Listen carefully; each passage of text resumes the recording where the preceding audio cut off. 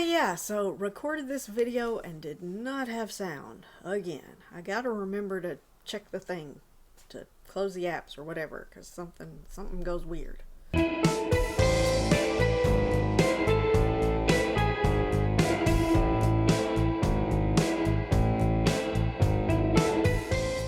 So it was Friday the 13th, and everybody was watching Friday the 13th related things and doing live streams, and I unfortunately was not up to it. I needed to watch something a little lighter, so I went with Transylvania 65000 from 1985. Earlier this month, Jen and Christian talked about When a Stranger Calls Back and the original When a Stranger Calls, which both star Carol Kane.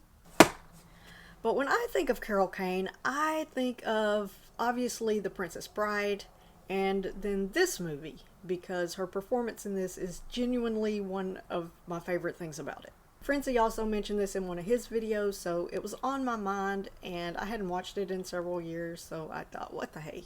I would describe it as a comedy, I guess, more than anything else.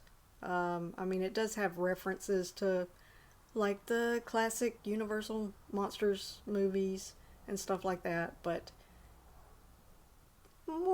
it's very light, more on the comedy side. Jeff Goldblum and Ed Begley Jr. play newspaper reporters who get sent to Transylvania to investigate a video of Frankenstein's monster. Jeff Goldblum is the more serious reporter, and he obviously thinks it's fake, so he's more interested in pursuing romantic interests. Ed Begley Jr. is taking it seriously, but he's a little more on the bumbling side. And the town has lots of quirky characters. Jeffrey Jones plays the mayor. He's very suspicious. Michael Richards plays a doorman butler type at this hotel, and he's trying to break into comedy, so he's always pulling these questionable practical jokes to prove that he's funny. And he does a lot of physical comedy, you know, like he did with his character on Seinfeld. John Biner and Carol Kane play servants who are husband and wife, and she's very clingy. She's always got to be like right next to him under the guise of helping him, but she's just like right on top of him most of the time. But she genuinely makes me laugh in this. In addition to Frankenstein's monster, you've also got a gypsy, a werewolf, a mad scientist, a mummy, and Gina Davis as a scantily clad vampire.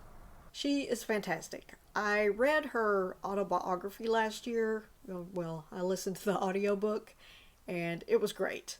I can't remember if she mentioned any behind the scenes on this movie, but I definitely recommend checking that out if you haven't, especially if you're a fan of Gina Davis. It was a really fun autobiography. I don't particularly find this movie laugh out loud funny.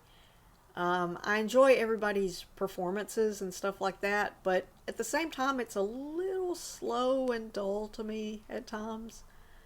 That could just be because I'm tired. I remember liking this a lot more when I was younger. I do like how it ties everything up at the end. But yeah, I think it's a fun movie. I've had my little comedy break, so now I'm going to get back to horror. I'm trying to hang in there. This week has been kind of hard. So anyway, until next time, keep on creeping on. I don't know what that was. What was that?